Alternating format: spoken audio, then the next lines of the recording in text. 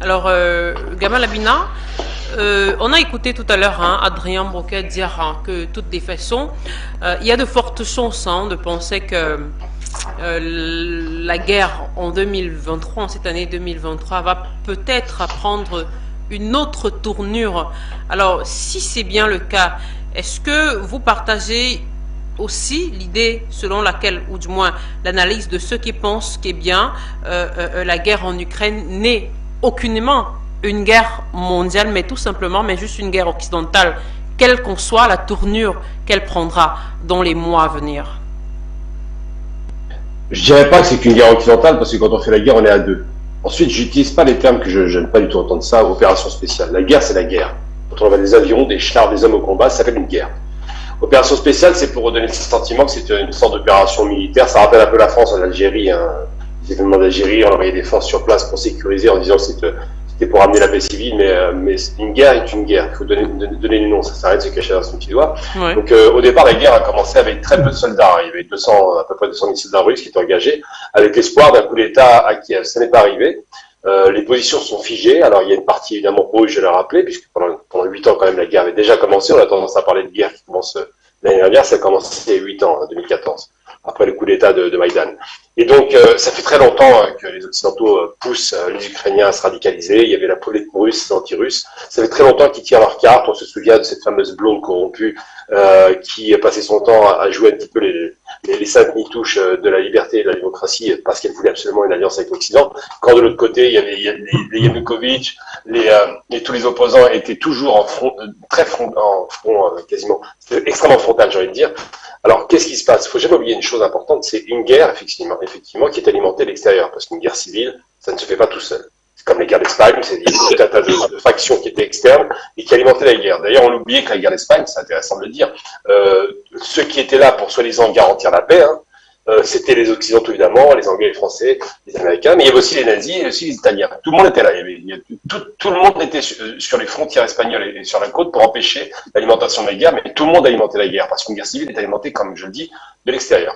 Donc, est-ce qu'on peut dire que c'est une guerre occidentale? Oui, c'est une guerre alimentée à nouveau par l'Occident, qui est voulue, qui est encouragée parce que ils sont en train de se débarrasser, c'est ça qui est grave, du vieux matériel militaire un petit peu inutile qui n'a pas été utilisé pendant 30 ans. Donc là, on déverse toute sa ferraille sur l'Ukraine. On ne donne pas la technologie, on donne très peu de chars. C'est bien que Luc l'a rappelé, il a envoyé 300 chars.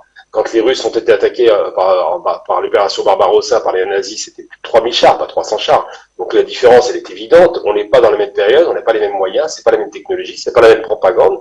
Mais il n'en demeure pas moins que le résultat sur le terrain, c'est des hommes qui s'affrontent. Et c'est vrai de rappeler que le courage, Monsieur Semi a raison de le rappeler, quand on fait la guerre, il faut être courageux. Il n'y a pas de négociation là-dessus. Je veux dire, il faut être courageux et y croire. Et donc c'est un bain de sang inutile qui est alimenté de l'extérieur. C'est un bain de sang qui est voulu par les États-Unis, qui a fragilisé largement l'Europe par rapport à l'économie. C'est une intention américaine qui est calculée. C'est toujours eux qui tirent les barreaux du feu d'ailleurs à chaque guerre. Chaque guerre, la première et la seconde guerre mondiale, c'était les seuls grands gagnants. Tout le monde a été perdant. Et là, aujourd'hui, effectivement, on se retrouve encore dans la même situation. Sauf que il y a une erreur de stratégie de calcul qui a été faite par les États-Unis, c'est qu'ils ont cru que la Russie soviétique des années 80, qui était sur la fin de vie, qui était en perte de vitesse, qui avait perdu la guerre froide sur le plan militaire, puisque l'opération d'intoxication de Reagan de la guerre des étoiles a fonctionné, ça a épuisé l'économie russe. Eh bien, cette guerre afghane était une guerre sur un théâtre d'opération où ils étaient détestés par les Afghans. Donc c'est beaucoup plus simple de vaincre des Russes qui étaient en fin de vie, avec une économie moribonde, avec une population qui était fatiguée de cette guerre, par rapport à une guerre aujourd'hui où les Russes ont un soutien local, c'est pas rien le soutien local du Donbass, où surtout ils ont une économie florissante, contrairement à la tentative d'asphyxie de l'économie russe, c'était le contraire, ça les a boostés, et il faut se rappeler une chose, c'est important, où effectivement, la Russie aujourd'hui n'est pas le système soviétique archaïque avec une économie planifiée et avec une capacité à pouvoir produire massivement des armes. Aujourd'hui, les Russes produisent des armes autant qu'ils veulent. Ils en vendent d'ailleurs, faut pas l'oublier. Aujourd'hui, les Russes sont très aguerris. C'est bien de rappeler quand même que la guerre froide, c'était la chute de l'Union soviétique, ça a été la défaite afghane, c'est vrai. Sauf qu'après la guerre froide, en 94, 98, 2003, les Russes n'ont pas cessé de faire la guerre pour garantir leurs frontières. Je parle des guerres d'Afghanistan, évidemment. Les guerres, excuse-moi, de l'Ingouchie pour partie, surtout la Tchétchénie, évidemment. Ensuite, il y a eu les expérimentations syriennes, on s'en souvient. Donc les Russes ont l'habitude aujourd'hui de projeter leurs armes à l'extérieur et de garantir une guerre. Et là, c'est pire, ils jouent à domicile. Faut jamais oublier que la logistique russe, elle est complètement évidente et facile. Il suffit ils tiennent le ciel, donc ils sont pas bombardés. Il suffit d'alimenter en char du matin au soir le front. Ils sont capables d'alimenter du matin au soir, j'allais dire, l'alimentation en matière de missiles, d'armement, de munitions. Les Russes n'ont aucun problème pour alimenter cette guerre, et les Russes ont en face d'eux des gens qui font croire qu'ils soutiennent l'Ukraine. Du bout des lèvres en réalité, en envoyant très peu d'armement, en négociant pour savoir s'il faut les envoyer ou pas. Enfin, on en est là aujourd'hui. On est du côté front occidental à un soutien qui paraît un petit peu quand même un peu léger à mon sens, avec des excuses grossières type technologie impossible à maîtriser par les Ukrainiens ou simplement pas assez de chars, ce qui est quand même assez pathétique. Et de l'autre côté, des Russes qui sont déterminés. Donc cette guerre sera effectivement, pour conclure mon propos, un bain de sang. On le sait très bien malheureusement. Les Ukrainiens vont payer un très lourd tribut, alors qu'on aurait pu épargner ça. Et moi, je suis évidemment frontalement opposé à ce genre de guerre inutile qui tue des gens, des innocents, parce que tous ceux qui meurent sont innocents en vérité, pour le plaisir de quelques oligarques et quelques corrompus. Et à l'arrivée, eh bien, de toute façon, la Russie finira par remporter la mise parce qu'il est impossible qu'elle soit défaite chez elle.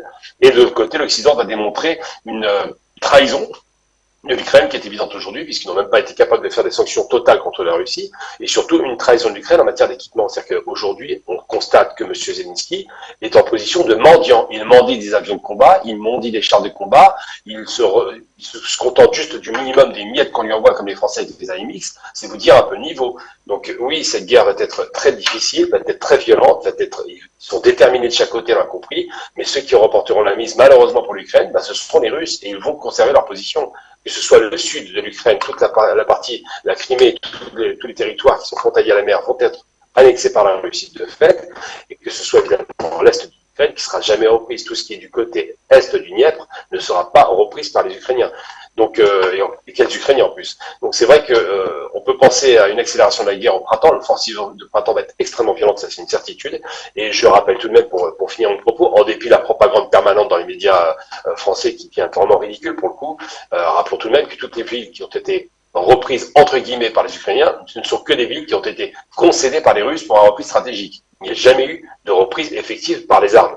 Donc ça, c'est quelque chose qui dit que si les Russes sont partis volontairement, ils peuvent revenir volontairement avec les moyens adaptés. Donc je pense qu'effectivement aujourd'hui, on va s'attendre et je m'y attends de toute façon, à une offensive extrêmement violente au printemps qui risque vraiment de mettre la partie ukrainienne en difficulté.